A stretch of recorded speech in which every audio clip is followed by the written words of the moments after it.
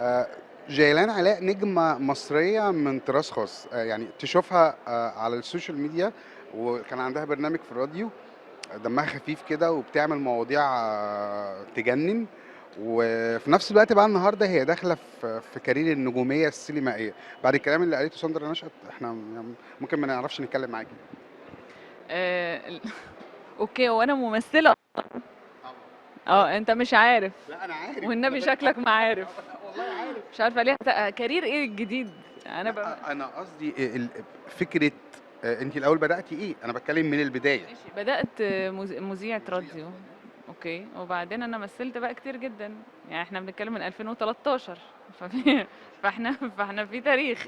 يعني في فاهم. تاريخ كبير قوي في في تاريخ بقى ايه، الواحد راح وجه وراح وبتاع. طبعا فيلم بتاع ساندرا من احلى الفرص، لانه ساندرا نشأت بس تقول ايه اسمها بس. يعني هي ست قوية جدا وشاطرة جدا جدا جدا، ومش انا اللي هتكلم عن شغلها يعني، بس هي حاجة يعني جبارة وموجهة شاطرة جدا جدا، تقعد معاك في كل حتة وتقول، يعني تركز في نظرة العين وفي الكلمة وفي الهمسة، وهتعملي كده ولا كده، مش ممكن. يعني دقيقة جدا، وبالتالي شغلها بيطلع مختلف.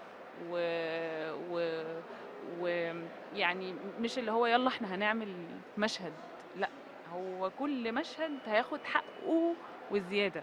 ولذلك هي يعني أنا ممتنة لها جدا إن هي اختارتني في فيلم من الأفلام القصيرة اللي هي عملتها، وحطت فيا ثقة كده إنه أنا هطلع منك الحاجة اللي أنت مش عارفة إنها عندك أصلا.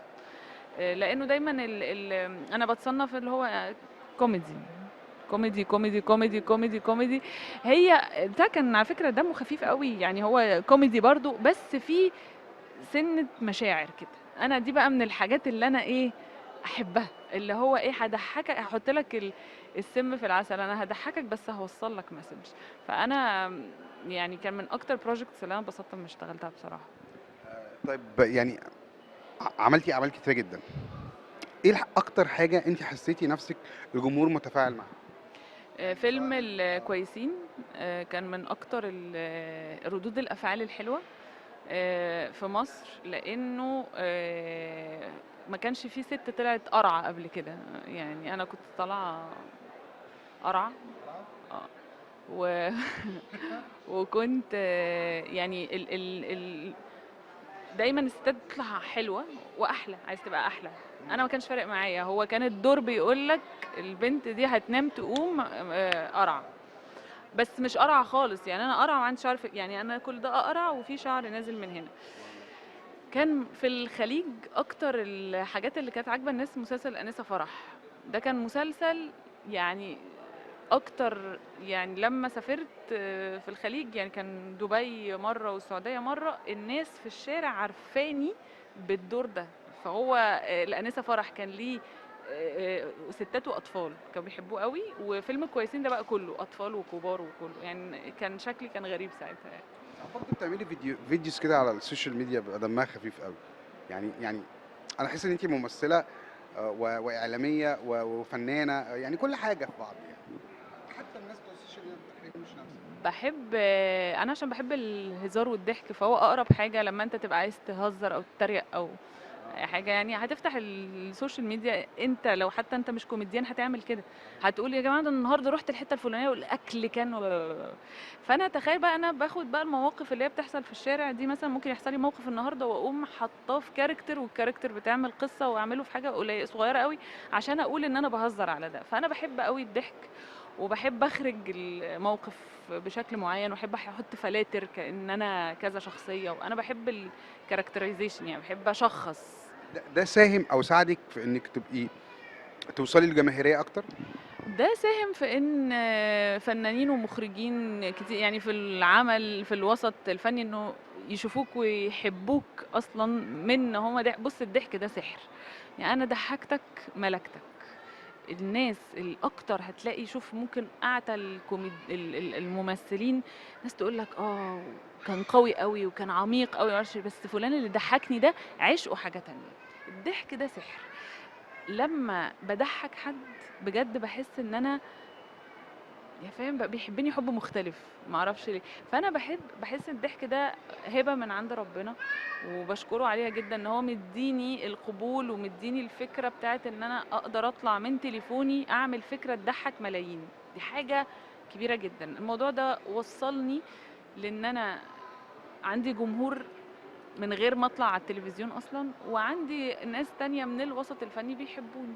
فلا هو مكسب طبعا السوشيال ميديا دي، كأنك عندك يعني سينما في البيت.